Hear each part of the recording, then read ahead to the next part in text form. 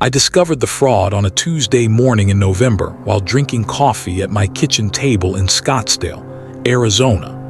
My daughter had been nagging me to check my accounts more regularly, so I finally logged into my Fidelity retirement account for the first time in about 4 months. The balance showed $89,430. 3 months earlier, it had been $437,000. I thought it was a website error. I refreshed the page, logged out and logged back in, cleared my cache, called Fidelity's customer service line and waited 43 minutes on hold, certain they'd tell me it was a glitch in their system. The representative asked for my account number and put me on hold again. When she came back, her voice had changed. Careful now, scripted. Mr. H, I'm seeing several large withdrawals from your account over the past 90 days. Did you authorize these transfers? I had not. Someone had systematically drained my retirement account the money I'd spent 39 years accumulating as a civil engineer. The money that was supposed to last me and my wife, Susan, through the next 20 years. Gone. The Fidelity representative transferred me to their fraud department. A new person asked me dozens of questions. Had I shared my password? Had I clicked any suspicious emails? Had anyone had access to my computer? No, no, and no. Except, 3 months earlier, I'd received an email that looked like it came from Fidelity. It said there was suspicious activity on my account, and I needed to verify my identity by clicking a link. The email had Fidelity's logo. It addressed me by name. The link took me to what looked exactly like Fidelity's website. I entered my username and password. That was it. That's all it took for someone to steal 3 decades of my life. The fraud department explained what happened next. Using my credentials, someone had logged into my account, changed my contact information, and set up external transfers to 3 different bank accounts. They moved the money in chunks: $50,000 here, $75,000 there, staying just under the $100,000 threshold that would trigger additional security reviews. By the time Fidelity's automated systems flagged the activity, $347,570 was gone. I asked the obvious question, can you reverse the transfers? The representative paused. Unfortunately, once funds leave Fidelity's system, we have limited ability to recover them. You'll need to file a police report and work with the FBI's Internet Crime Complaints Center. We'll cooperate fully with any investigation. But I'll get the money back, right? This is fraud. I didn't authorize these transfers.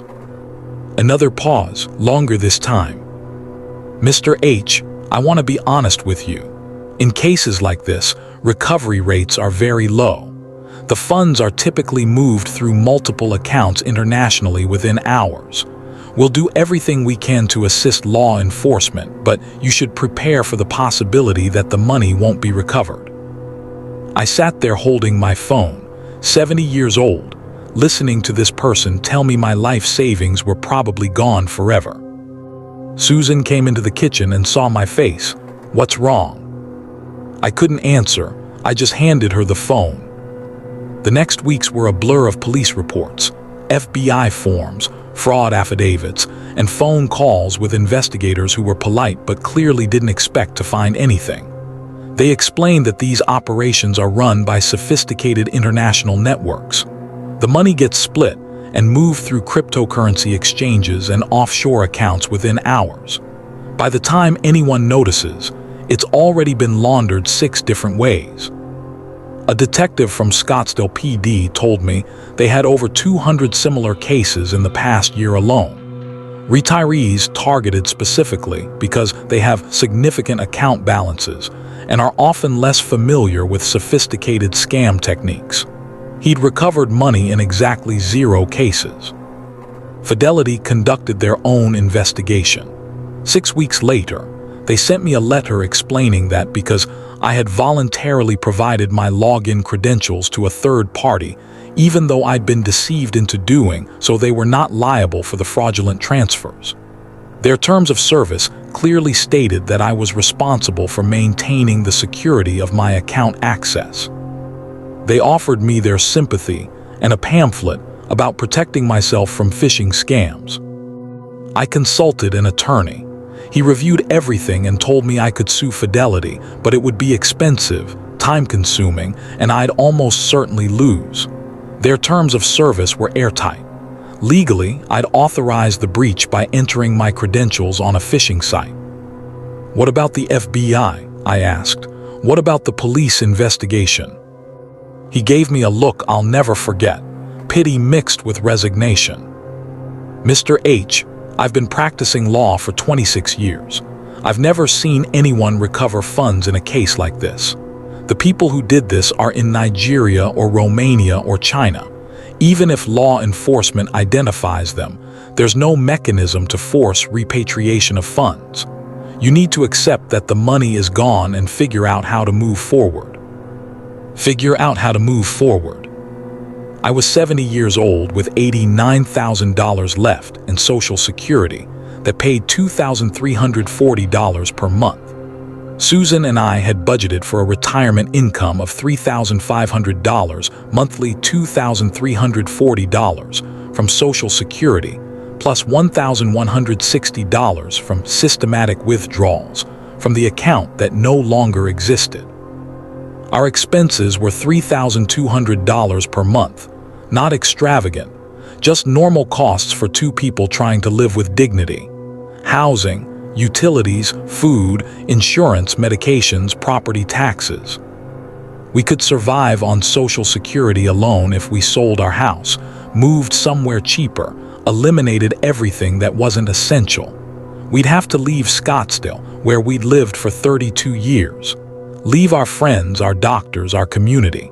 Start over at 70. Or I could go back to work. I spent December applying for engineering positions. I got 3 interviews. All 3 companies were interested until they met me in person and saw that I was decades older than anyone else in the office. They all sent polite rejection emails citing other candidates whose experience better aligns with our current needs.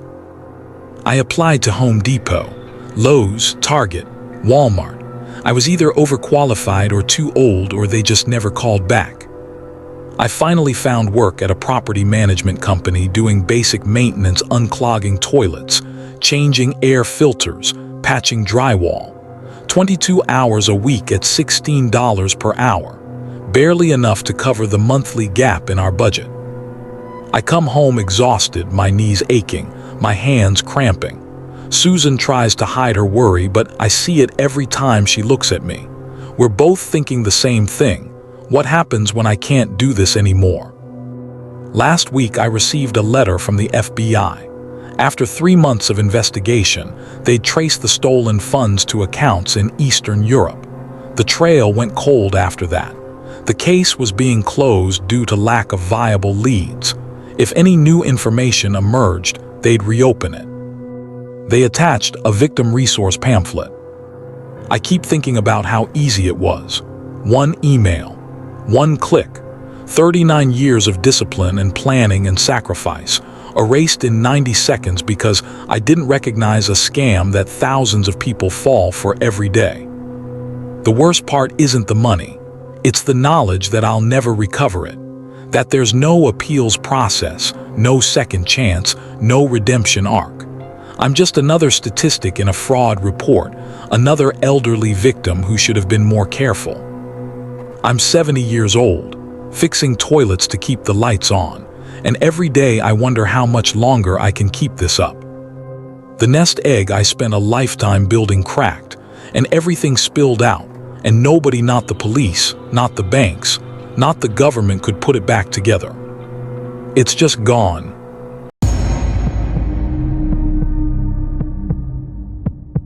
They found me passed out behind the register at Target on a Tuesday afternoon.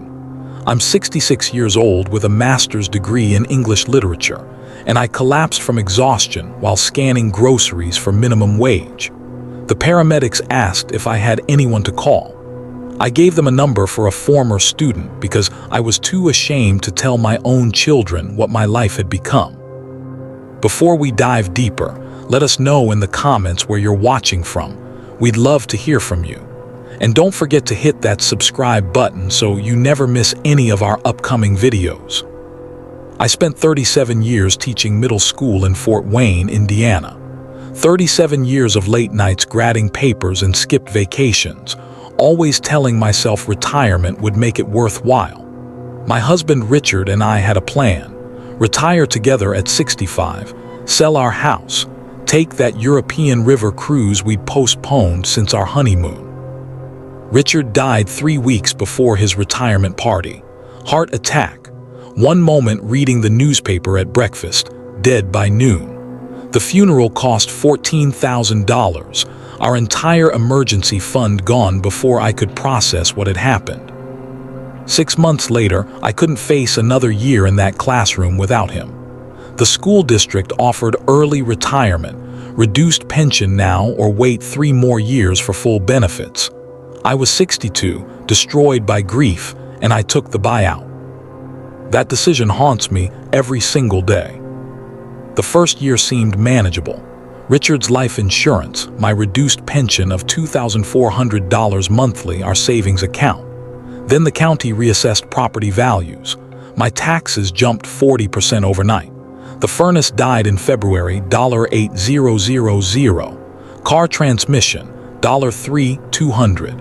Each emergency chipped away at the savings I thought would last forever.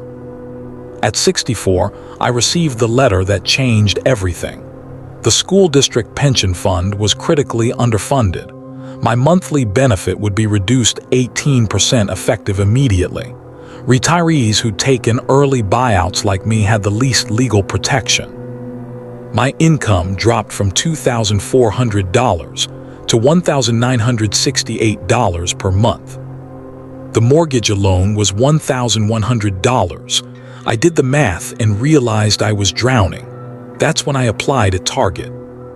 Former students would come through my line. "Mrs. Thompson, is that you?" I'd see the pity in their faces and feel something crumble inside me. I'd gone from shaping young minds to scanning their toilet paper purchases for $13.50 an hour. Last spring, I fell in the parking lot, torn rotator cuff. Surgery cost $6,000 after insurance. I couldn't work for 3 months. That's when I accepted I was losing the house. I listed it in July. The market had softened, too many sellers, not enough buyers. After 3 price reductions, someone finally offered. When the closing costs and second mortgage were factored in, I walked away with $11,000. $30, 7 years of marriage, 37 years of work, reduced to what fit in my Honda Civic. I'm 66 now, living in a studio apartment that smells like mildew and has bars on the windows. My neighbors are all like me: a former nurse, a machinist, people who did everything right and ended up here anyway. I still work at Target. I'll probably die at that register because Social Security pays $1,543 monthly, not enough to live on, too much to qualify for assistance. The subsidized housing waiting list is 4 years long. Last week, that same former student came through my line again. This time she recognized me immediately. She asked how retirement was treating me with such genuine warmth, expecting stories about grandchildren and hobbies and rest. I smiled and told her it was wonderful. What else could I say? That the golden years are a lie we tell ourselves to survive the working ones. That I'm terrified every single day of getting sick, of my car breaking down, of my rent increasing even $50. I think about Richard constantly. He died believing we'd made it. He died believing our hard work and careful planning had earned us peace. I'm the one who survived long enough to learn the truth.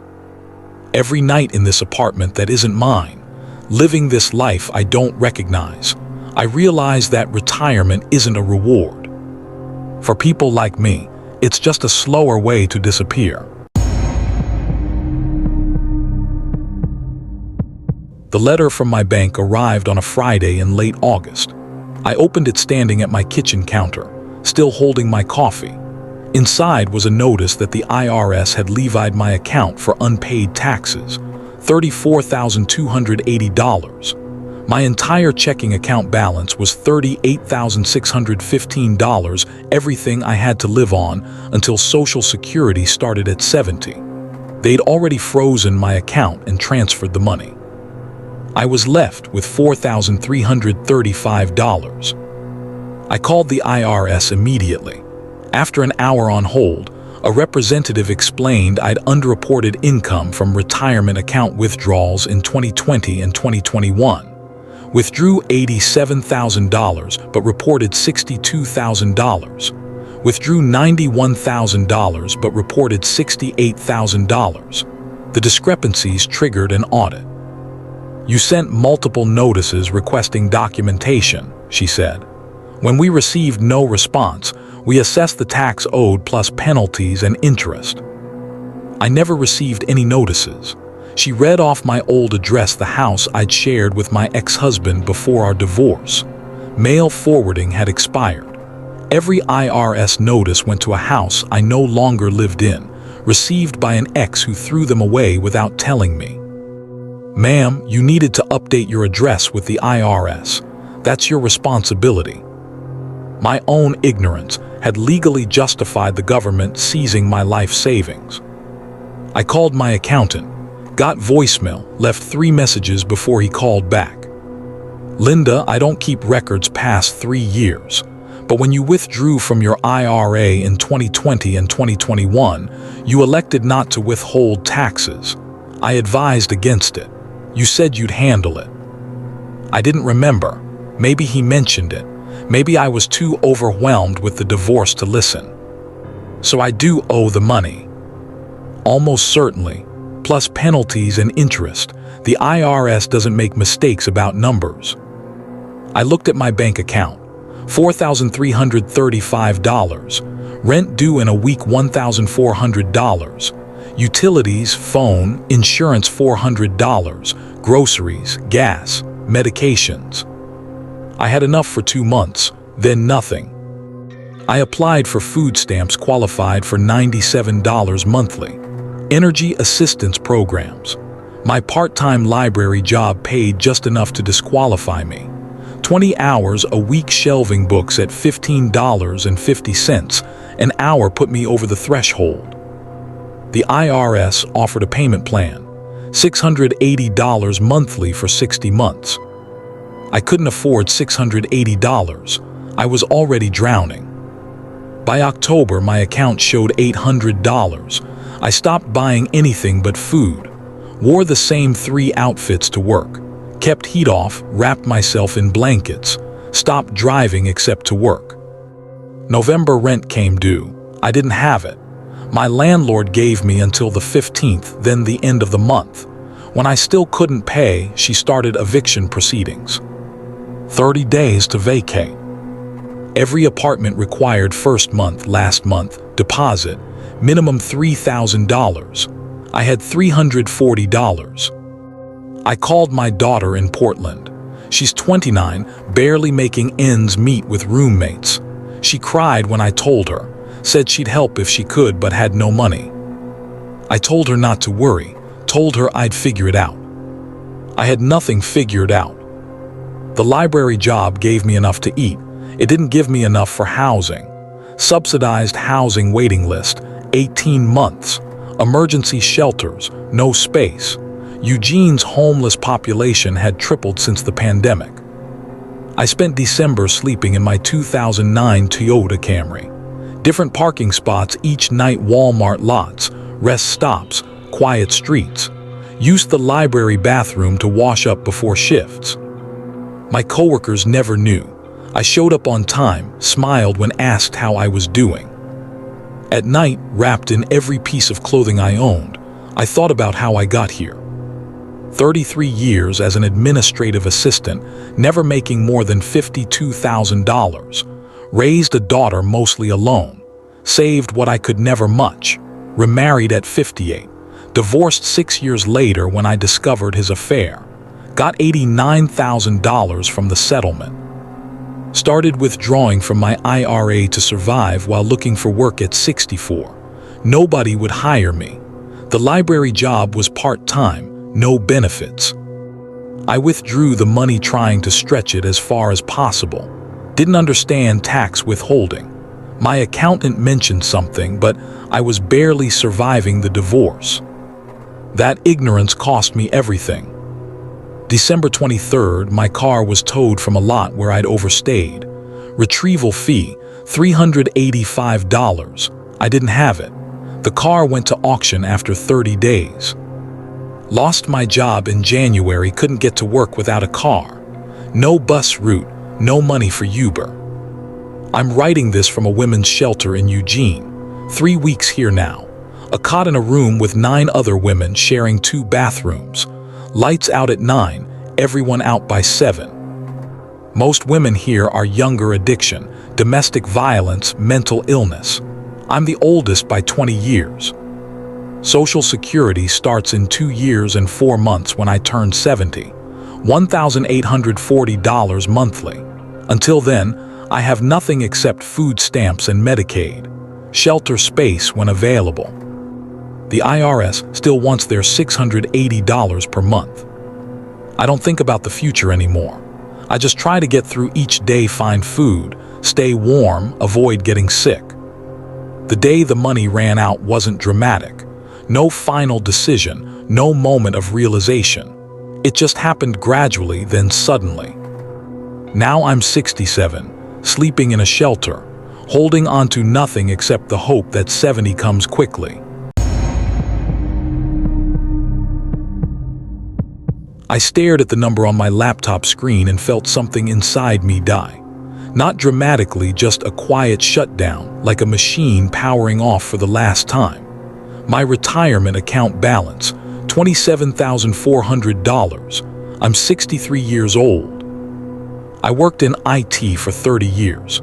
Started at $45,000 in 1994, ended at $78,000 when my department got restructured in 2019. I was 56.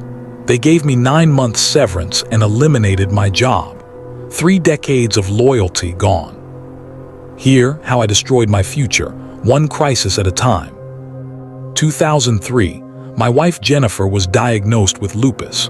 Insurance covered 80%. The other 20% buried us. I cashed out $31,000 from my $401K for her medications.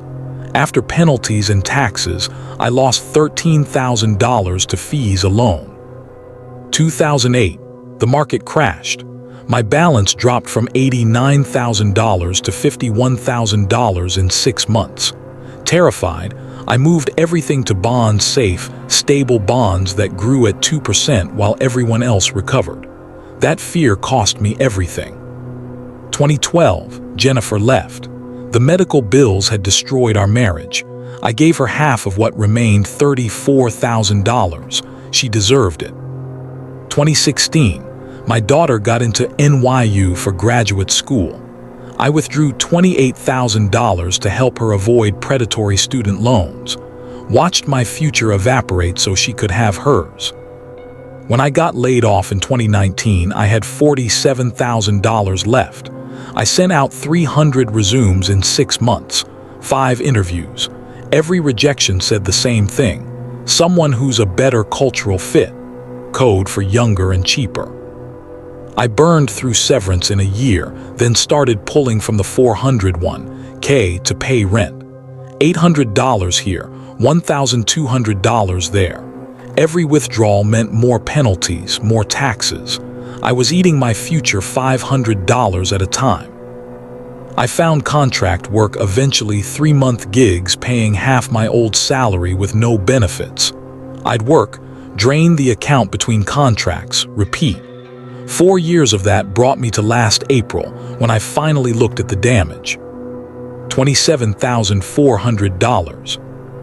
I ran the numbers that night. Social Security will pay $1,680 monthly at 65. Medicare doesn't cover everything. My rent is $1,100.